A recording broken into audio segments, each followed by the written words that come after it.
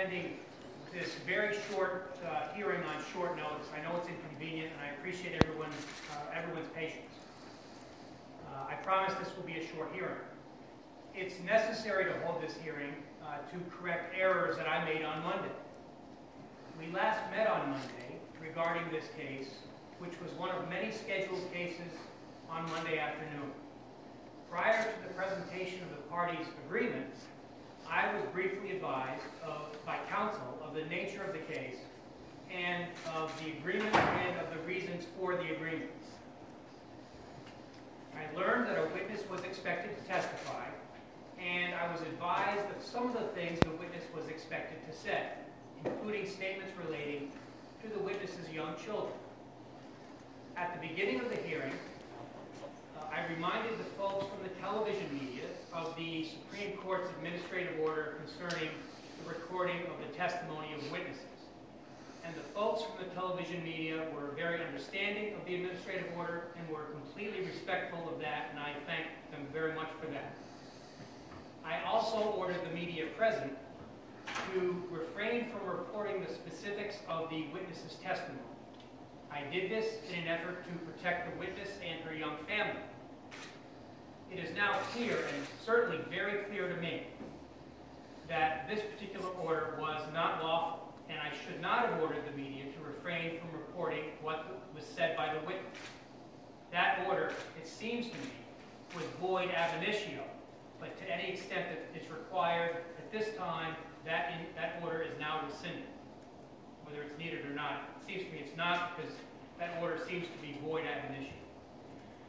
Now, Mr. Dolan, I believe, is here, and I'm very glad that he's in attendance. I want to take the opportunity that I have now to apologize to Mr. Dolan for placing him in a very awkward position on Monday. And I appreciate the professional way in which he's proceeded since then. Now, in order to rectify the error that I made on Monday, I'm ordering that a transcript of Monday's proceedings will be made available to the public as soon as possible, and I'm hopeful that the media will be respectful and kind with respect to the interests of the minors mentioned in the witness's statement. On Monday, counsel also made a last-minute oral motion to seal the file. Now, I know of no authority that would require the court to take this action, but I indicated that the court would very briefly seal the file and give counsel the opportunity to point out any such authority to the court for action on the oral motion. At this time, I will also rescind my order temporarily sealing the file in this case. It has not been sealed prior to Monday, and nothing occurred on Monday that would require the court to seal it henceforth.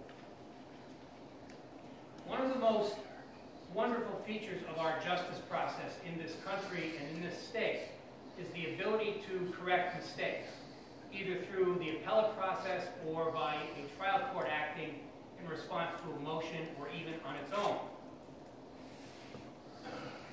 The purpose for today's proceeding was for the court, on its own, to correct the clear mistake that I made on Monday, the two mistakes that I made on Monday.